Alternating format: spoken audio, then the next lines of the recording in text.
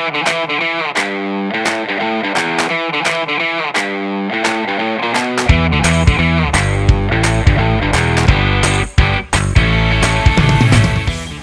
right, so our next panel is native advertising user acquisition, when, why, and how. And the moderator for this is Michael Cole from Everflow.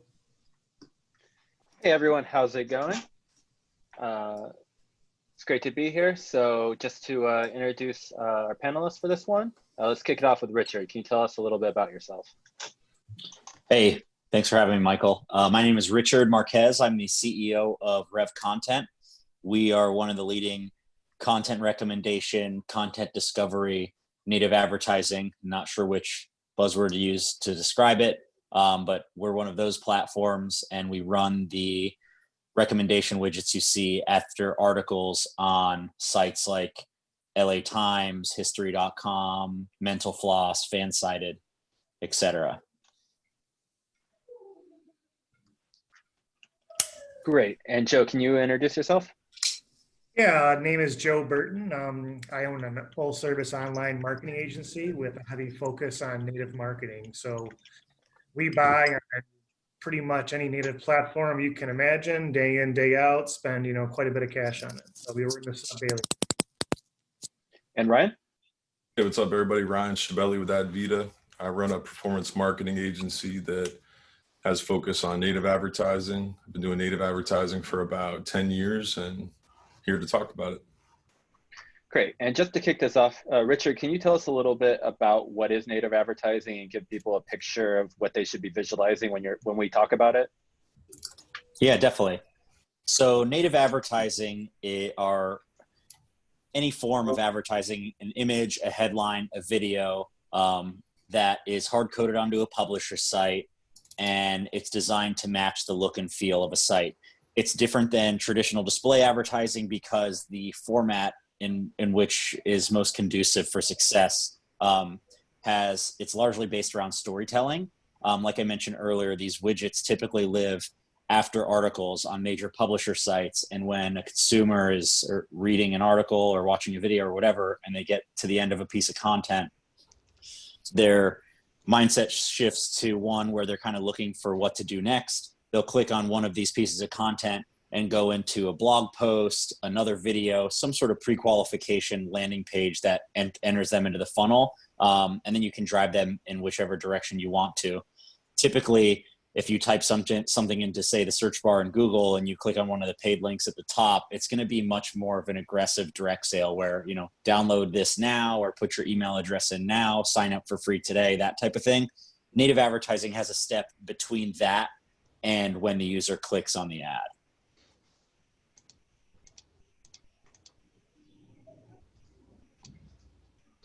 Cool. Sounds good. And then, Ryan, when do you think that a business, like say they're an e-commerce brand or subscription brand, when should they start, what preparation should they do before launching into testing out native advertising? For native specific, I think it's important to have that content that Richard mentioned that tells the story. Generally, if you have a product and you do what's called direct linking and link right from an ad to a product, it's not going to be quite enough for native. Users want to see why your product or service is unique and also love to see any special offering that's available. So I'd say that's going to be step one, where you've got a content piece or multiple that you can split test and deploy that kind of tell the story and how the brand got started, as well as why that product or service is so effective, especially if it's something that's kind of newer or progressive or on the disruptive end. And Joe, how do you handle the content creation side with clients you're going to be promoting? How do you work with them to get content that's good enough to start? Yeah, and I think Ryan's right. The number one most important thing for any successful campaign is going to be that story, right? Selling to normally some sort of pain point the client is going to need. Think about sales 101. What pain point does this product solve or help with? Does it help me feel healthier? Does it solve a financial need? Does it make my life easier in some way, shape, or form? So we have in-house writers that handle all that for us, and we work with our clients to really get the best angles for them. And once we do have an angle, we split test until we can really find whatever resonates best with the audience. And Richard, how do you like, what are your recommendations for preparation before they start buying from your platform? Yeah, so I have a couple things. Ryan and Joe touched on the main ones, but I think having an idea of, thinking of things in phases, phase 1, phase 2, phase 3 rollouts for your campaign. If you're starting with desktop, which most people do because it sort of has the lowest amount of risk, you need to have an understanding of when and how you will be able to bring on mobile traffic. For the big native platforms, speaking for us specifically, around 65-70% of our traffic is happening on mobile. And the CPCs happen to be a little bit lower on mobile, and just the look and feel of the widgets themselves, how they engage on the publisher page, the click-through rates are higher. So if you don't have, it doesn't need to be mobile first, but if you don't have a plan to pivot to mobile in due time, it's going to be really hard to compete and drive meaningful scale, over the long tail course of running a campaign. Cool. Yeah, it makes sense. And Joe, you mentioned like Facebook versus like native advertising. Like, how should a marketer think about like where Facebook fits, where native advertising fits, and how they're different? Yeah, I mean, usually native is going to be your first touch with a client, right? So they're checking the sports scores or checking their stock quotes of the day, or reading an article, and there your ad is sitting to the right of it underneath it, right? It may be something alluring to drive them in. Hey, this cool new gadget is going to, save money in your kitchen or something like that. So you go there, you read about the content piece, you engage with their product, right? Facebook converts a little bit different because people are on the page, are actively using, they trust it from a shopping perspective, but it's also only one traffic source among many, right? So, to take that first touch from native and then drive it into some conversions through Facebook is a great way to, diversify your ad spend a little bit. It's hard to really rely on one or two traffic sources for everything that you're doing on a day in, day out basis. Especially with Facebook that is notorious for blocking people. Any other thoughts on that, Ryan? In terms of why, native can be a better route than others. And just like how they compare, like how do you think of like when you use Facebook versus when you do native advertising? Well, we like the idea of being able to connect with a rep, like someone like a Richard or more of a day-to-day rep at a traffic source. It's one of the more valuable resources in terms of strategy, navigating ad policy, just having a better understanding for a bird's eye view of the entire game in terms of what performs best. So I find that with a lot of the big names out there, the Googles and the Facebooks, it's not as easy to, forge that relationship. So for us, it's been really valuable from an intel perspective and, getting access to betas and things early in terms of features and things that can help us generate more revenue at the end of the day. So I think, at the end of the day, native's a little bit more powerful in terms of the relationship component, which is, I'd say, like one of the biggest keys, if not the biggest key to successful campaigns. Cool. Yeah, we try to definitely take a sort of white glove account management approach with our advertisers who are spending meaningful amounts of budget. And that doesn't mean come in and you need to spend $100,000 the first day you're buying traffic, but we kind of have a sixth sense for knowing if someone is really committed to this or if it's just sort of a flash in the pan. And if they are, we'll be there right alongside. You'll have access to day-to-day account managers, sort of a data science, account optimization type of team who will look at numbers and help sort of guide things based on trends happening in the platform at large. And that just doesn't really happen when you're talking about Google or Facebook or any of those bigger platforms. And Richard, have you seen any like verticals that are like specifically like you're like, oh, if they come in, this will be a perfect fit for them. It's going to be easier.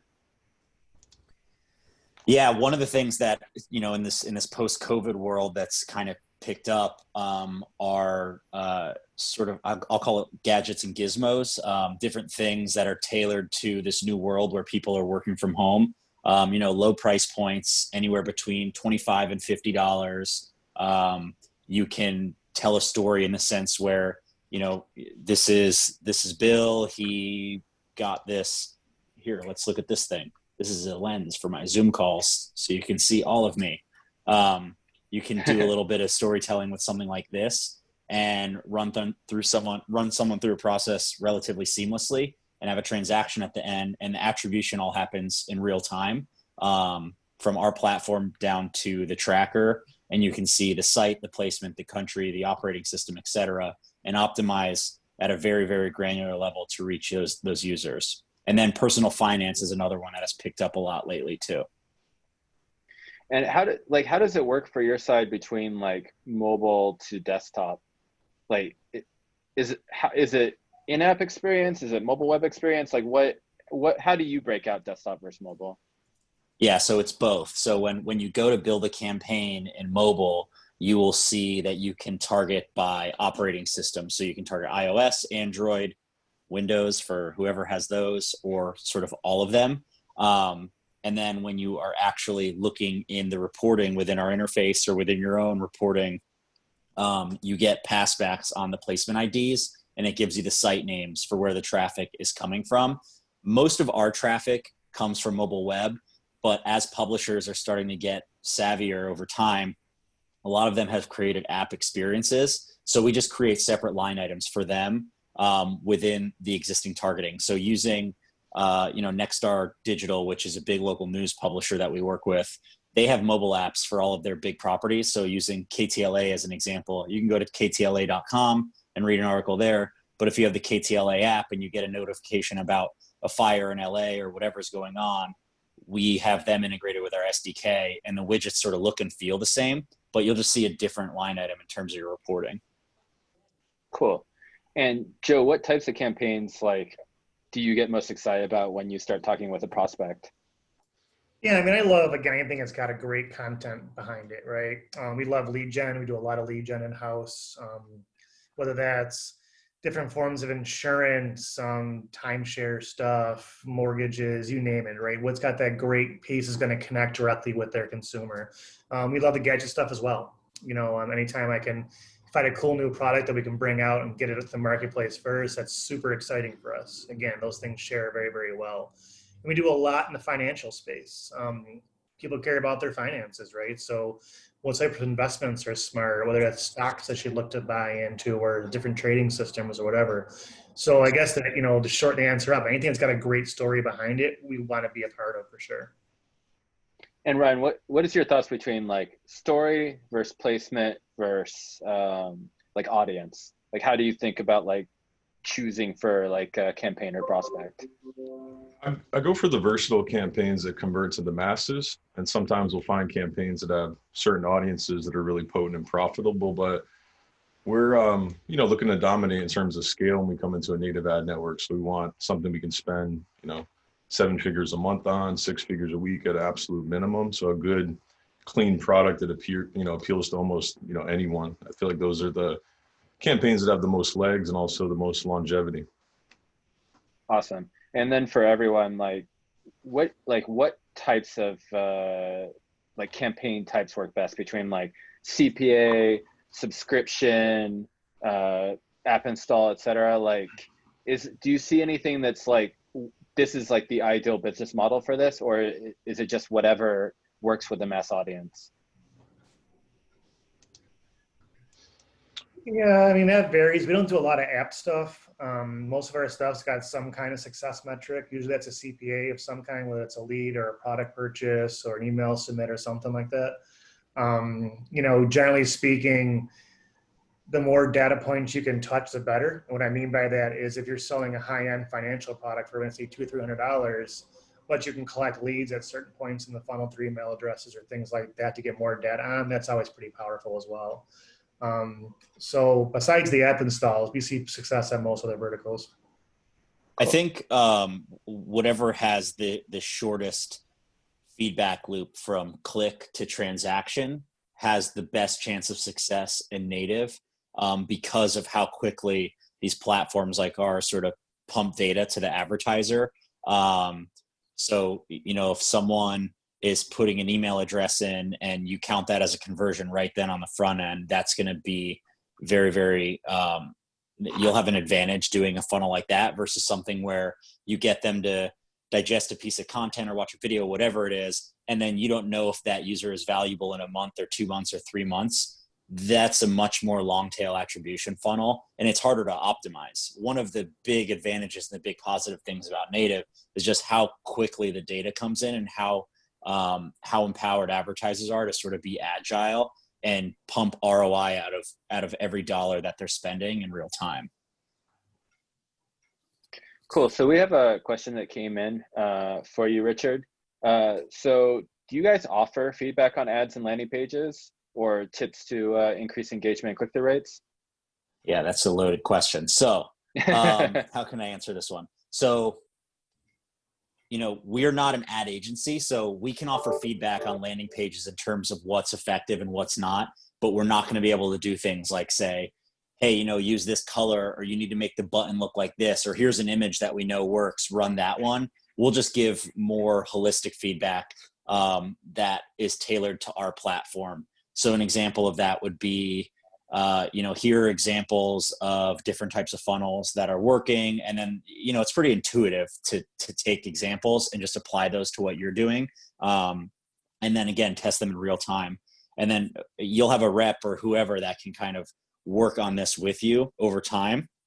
And then the other thing about it that is great is you can pump in a bunch of different variations of funnels, whether you're loading in 5 or 50 image headline variations for the creative on the front end. You can do the same thing on the back end to optimize the landing pages and just tweak the different variations of them in real time, and then just make adjustments. Our system will automatically optimize toward a click-through rate. So the piece of content that's driving the most engagement on the widgets is ultimately what's going to serve the most. So that's one less thing for you to have to worry about. But then post fact, there will be less work to be done on the funnels themselves. Yeah, that makes sense. And it kind of leads me to a question for Ryan and Joe, starting with Ryan.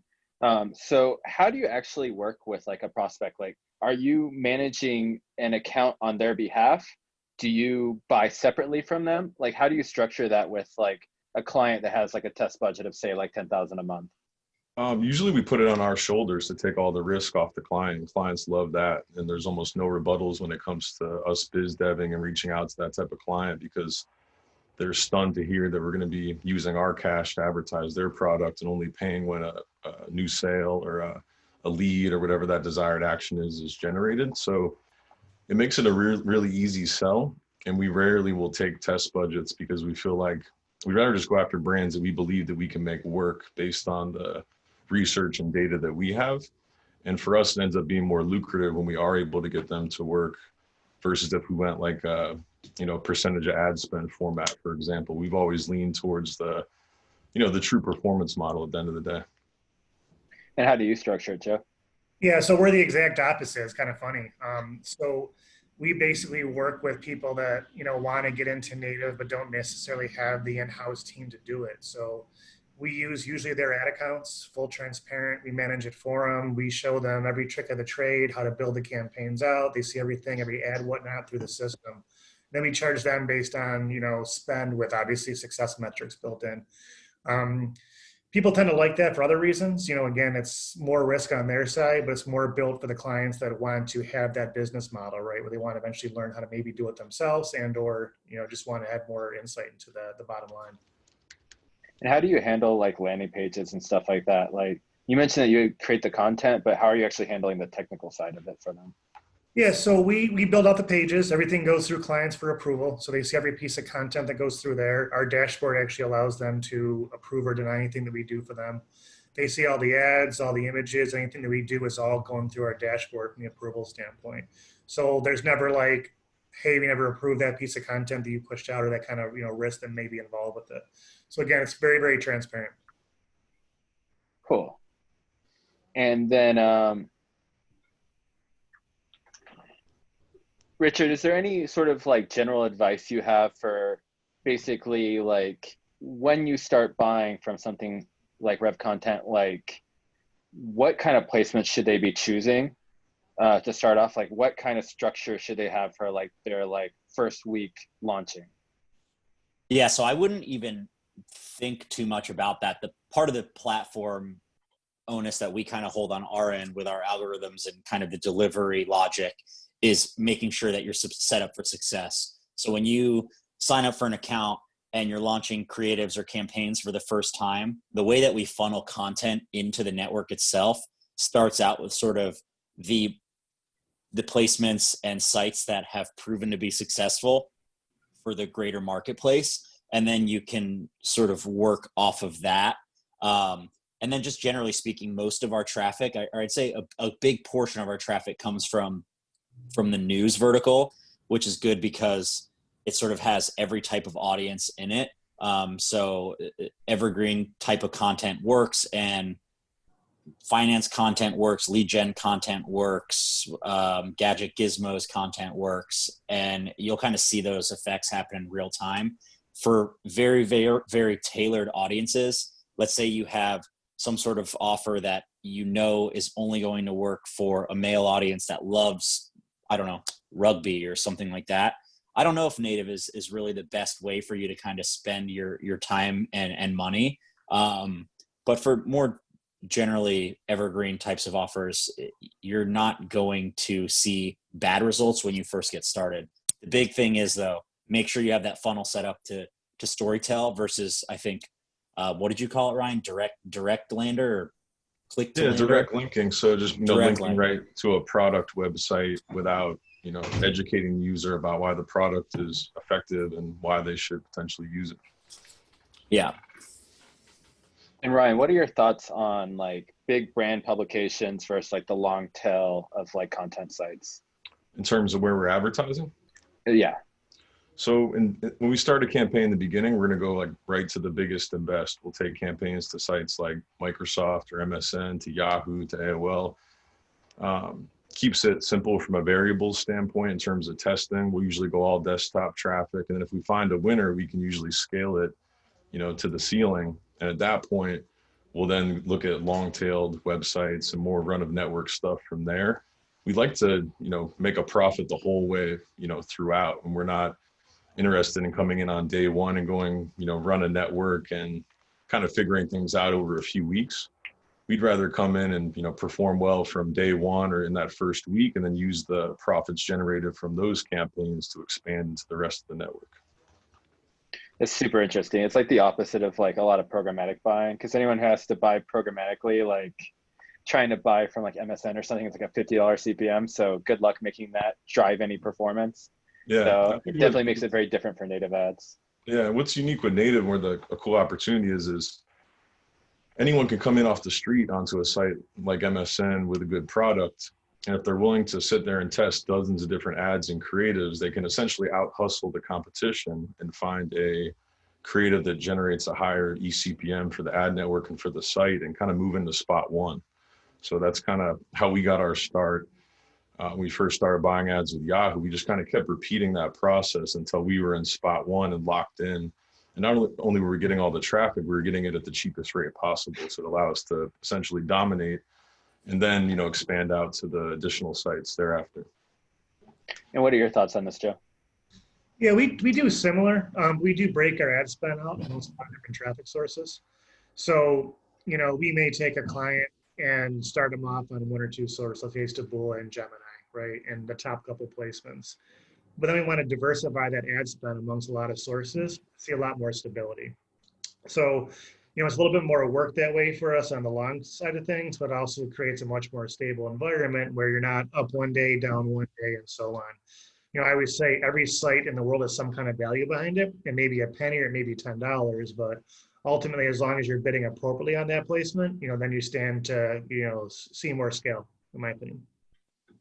And there are a lot of third parties that make this? that kind of easier to manage too. To your point about the EPCs, really, you can go into platforms like Maximus or Brax or the Optimizer and put rules in where you can say, if my ROI is above X dollars, raise my bid by 20%. If it's not at this point, you can blacklist this placement or drop my bid by this much or change my budget or whatever. And that helps a lot as well, especially when you're managing buys across Revcontent and Yahoo and Taboola and Outbrain and Facebook. It's a lot for a media buyer to take on. So I am a friend of the machines when it comes to media buying. And Richard, can you go a little bit into like sort of the relationship between like the cost of ads and native advertising versus like what are the metrics to lower costs? Yeah, CTR is the main one by far. So like I said earlier, we're optimizing towards engagement really. But you can, if you have a bad CTR, it's just going to charge you more for what you're paying on the CPC. But ultimately, it's about finding that balance where you can bring a steady stream of users into your funnel, and you're able to create a margin out of it without not having to sort of break the bank, driving your bid price up. For the direct response verticals, I'd say on mobile, you should be able to get some solid scale for anywhere between, let's call it 18 and 25 cents, depending on where your click-through rate kind of falls. On desktop, it's going to be maybe 25, 30% higher. But again, it's all about CTR. So, you know, LA Times is probably going to cost more than a smaller local news site in Camden, Ohio or something. But you can see all of that in real time, and you can bid in real time down to 0.001 cent by any device, geo, zip code, metro area, whatever it is. And Joe, how do you optimize CTR on your side for ads? Yeah, we advertise usually on engagement rates first. So let's say we've got an advertorial, then it's followed by a lead funnel page, right? Well, how many people engage from point A to point B? You know, if that's our minimum is like 15% we shoot for in most cases. So we're looking at that on a site level, on an ad copy level, 24 hours a day, 7 days a week. Then we look at how many people actually take that next step in the funnel, whether that's going to a product page or submitting their information in the lead form, actually buying the product. Then that's that secondary conversion data that we also look at. And, you know, Richard's right. You almost need some kind of API at this point to make that happen. You know, with Richard's probably got, I don't know, maybe a couple thousand different sites in his network alone, all running 24/7, different bid points, different, you know, variables coming through there. So for one person to look at that data all day, every day would be pretty cumbersome. So Ryan, I'm going to throw you a softball, I guess. Okay. Not hit it a softball. What is your technology stack for native advertising, and why? That's a great question, man. We've got a great one. I'd say it's like one of our biggest competitive advantages in the market. So we, starting at the landing page, we built a multivariate split testing platform that allows us to get to market a lot faster, removing the need to involve developers. We can run simple A/B tests, the multivariate test on our clients' landing pages and hook into their existing domains. So say it was Dollar Shave Club, we can set up a subdomain on their domain, point it towards our software, and we can build all of our content marketing pieces on their actual website so that brand familiarity is there and can run the test there.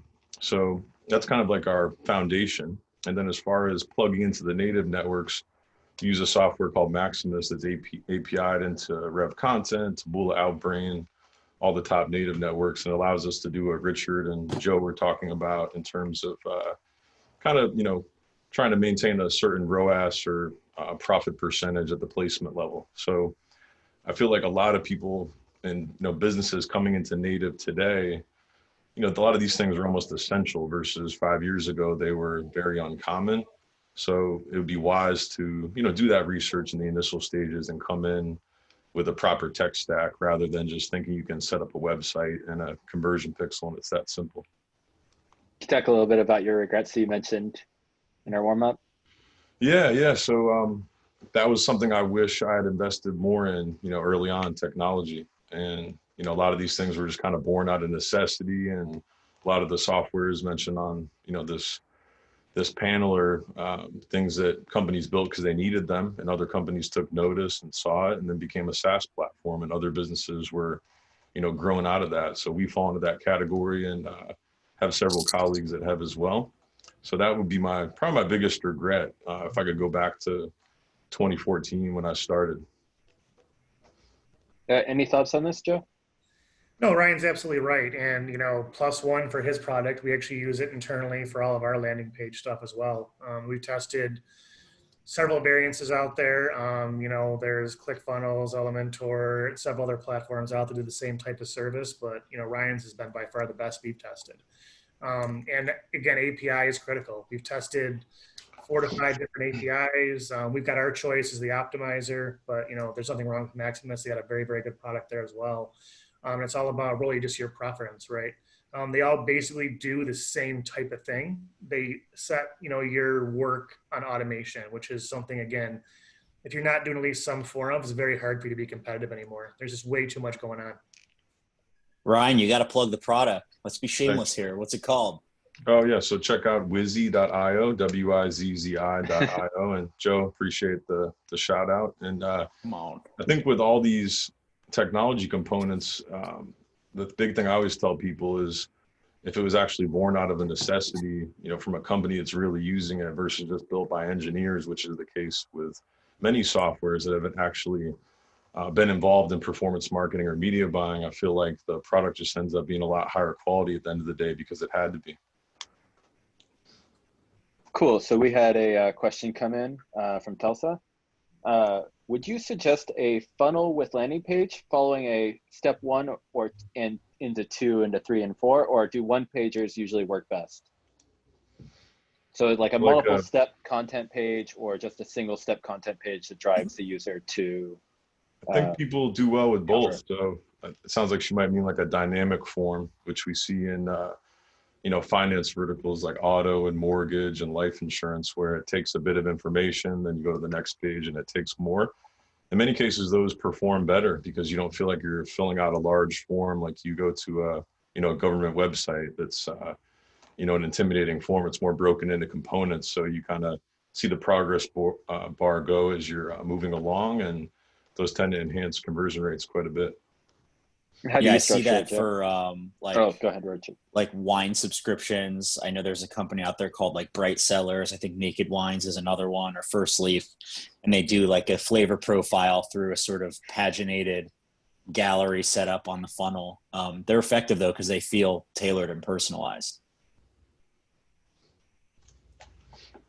So yeah, sorry, Joe, go ahead. No, I agree. And it gives you more data points to touch, right? So we've ran a lot of very long form pages, and it's kind of funny going back like 10 years ago, advertorials were still in existence. They were just a mile long on some WordPressy type site with, some scroll bar initiative in there, and that was it, right? So I personally like having steps in my side of my funnel I can optimize for, because then I can find where my breakdown is, right? So if I have a campaign running hot on a CPA, I can look at step 1, 2, 3, 5, and 7 in my funnel and see where that drop off is happening and fix for that drop off. Maybe my price point is too high, or my story's not good enough, or my headline's not good enough. And then I test and variance with, again, things like Ryan's landing page software. You can be really effective at optimizing and working out those kinks. Cool. Yeah, that's awesome. So looking towards the future, like where do you see the future of native advertising heading? Let's start with Ryan. It's a tough question. I think it'll continue to grow for quite a while, and I think a lot more brands than ever will partake, and we're seeing that. We definitely feel the enhanced auction pressure, especially in certain times of the year, in the holidays. What is that? Just where prices are going up. I'll talk to different colleagues like Joe or Richard and, dozens of other guys that are involved in native advertising. And it feels like there's more competition than ever. So I'd say it seems like it's growing, but there's also opportunities to work direct with publishers in terms of websites in many instances. And if you are going to, play in the native game, I think the technology, is going to be number 1 outside of number 2 outside of number 1 being a great product. That's something that's a little bit different, but I think it's here to stay, and it could definitely, evolve in different ways, but, it continues to be a massive opportunity for customer acquisition for any product. And your thoughts, Richard? I think that brand adoption it's always been inevitable. But I think COVID has sort of speed tracked the adoption of the direct response medium. Just to use an example, I read an article recently about Starbucks, and they're looking at all of their locations at large in shopping malls around the world where people aren't going to be congregating, at least for the foreseeable future, in a Starbucks all day to do whatever it is they do. So there's an opportunity for them to drive downloads for the Starbucks app for order ahead, mobile ordering. I think that used to account in January, it accounted for something like 17% of their sales. That number is obviously going to have to go up, and creating awareness for it by driving a campaign that gets a user to download the app, and maybe they have a promo code for their first order for free or whatever. Native is a perfect medium to do something like that. And that's just one example. Obviously, there are many different ways you can apply this, but that's what I kind of see happening in the space over the next couple of years. And Joe? Yeah, I mean, I've been really in this business, like, I don't know, like 15, 16 years now. And, Native had started out with these small little text-based boxes that were on the bottom of web pages, right? And they were just this offset to really, get a little bit more money in the door that wasn't display advertising. That evolved into adding images, that evolved into adding new ad units, that now evolved into video ads, multi-variable units, scroll bars, the in feed. There's a million different things that are happening, right? So Native has to work because publishers have to make money to offer free content, right? Unless we're going to pay every time you go read an article, then Native has to offset the cost that they have to have from a technology standpoint. So I envision, one of my big goals for my agency is to get more and more large brands to understand why this is so valuable for their business. This is going to greatly increase their first touch. It's going to get them conversions throughout the day one, but it's also going to really boost up everything else that you're doing. And what I mean by that is, let's say Ryan writes a really good piece of content for, some new gadget that he's doing. What do most users typically do? They go to Amazon or Google and they type in to research it a little bit, right? So a healthy Native campaign makes your Amazon sales go up, your Facebook sales go up through your marketing, your Google sales go up through direct content search and more brands. So the more brands that learn to embrace that, understand that, I think you're going to see this get even more competitive for the next 5 to 10 years. Great. And Richard, for someone who wants to get into native advertising, do you have any recommendations for like education, learning, what is the best way to actually get started with this if you want to bring this inside of your brand and make it successful? Yeah, I think the good thing about native versus traditional display is if you want to see what your competitors are doing, it's a lot easier because these widgets are actually hard-coded onto publisher sites. So they're there for every single page view, for every device and every location. And you can just kind of bop around the web and see what's out there. And the more you start to click on ads within that, you will be retargeted for similar types of verticals. That's just what these platforms do. But there are also a lot of third parties out there that offer some really great technology to sort of see what's working and what's not. An example I can think of off the top of my head is called AdBeat. There's another one called Pathmatics that is really, really good. And they give you, you can really customize the search queries for what it is you're looking to get information on. And it will spit out a lot of really, really granular information about the native campaigns specifically. I wouldn't take the data too literally in terms of it saying, Ryan's company spent $1 million last month, because it sort of just estimates it. But it is a good way to see kind of who the major players are in the space in terms of who's getting the most eyeballs. Cool. Ryan, do you have any takeaways people should take from this? As far as getting started in native? Yeah, or all things native, whatever your takeaway is. Yeah, I think my best advice would just be get in there and get it going. I definitely dilly-dallied and over-researched and overthought it a lot in the beginning. And, I had like a kind of a rare situation where I was sharing an office with a team of media buyers that were in a separate business that were having success. And that was kind of what pushed me over the edge. But once I got in there, actually, got my feet wet, I wish I had started years early. And there really wasn't any good reason. It was more of just, I don't know how to do it thing. I'm not a good copywriter. And we just learned and figured it out on the fly, and then built systems and look at what worked and what didn't, and built technology, and just kind of kept moving up from there. So the ad scrapers, like what Richard mentioned, are cool, but they can also be like a double-edged sword, because you're looking at data that you don't know if it's authentic or not. And at the end of the day, you might come up with a better headline or image selection than a competitor. So it's almost good just to kind of come in, completely fresh and bring a different perspective to it in terms of creative and copy and products, and just don't be scared and, over research in the beginning.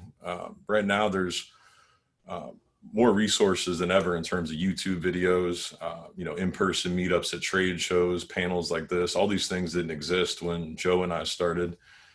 So you can take advantage of them. I would just say, just don't fall into that information paralysis type of situation. Get in there, and either you're spending $50 to $100 a day, just get it going, today versus tomorrow.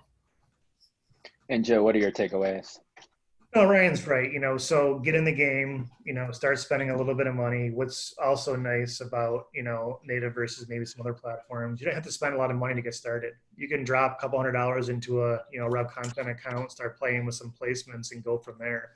There's tons of free resources out there. Do a Facebook search for native advertising. You're going to find groups and information and people that, are willing to share free content. There's tons of courses you can sign up for. Be careful what you do. You can pay a lot for some things, and then type in native advertising, or you can find 1 million free videos, content pieces, and things out there that won't cost you a dime. So spend your time learning it. But again, Ryan's right. Get in the game and start playing a little bit. Yeah, I think I put this in the chat earlier, but I'm happy to have conversations with people who are serious about kind of getting going in native. My email is easy. It's richard@revcontent.com. Just contact me and I'll get on the phone and bring the appropriate parties along with me to sort of answer questions, help you get set up for success if you are interested in kind of getting something going. And, kind of depending on the scenario, this is all sort of case by case. We're very willing to offer sort of deposit credit matches where if someone's willing to do, let's call it, like $100 test, we'll match it with an extra $100. So we take on 50% of the quote unquote risk. So you can kind of see what the upside is for native.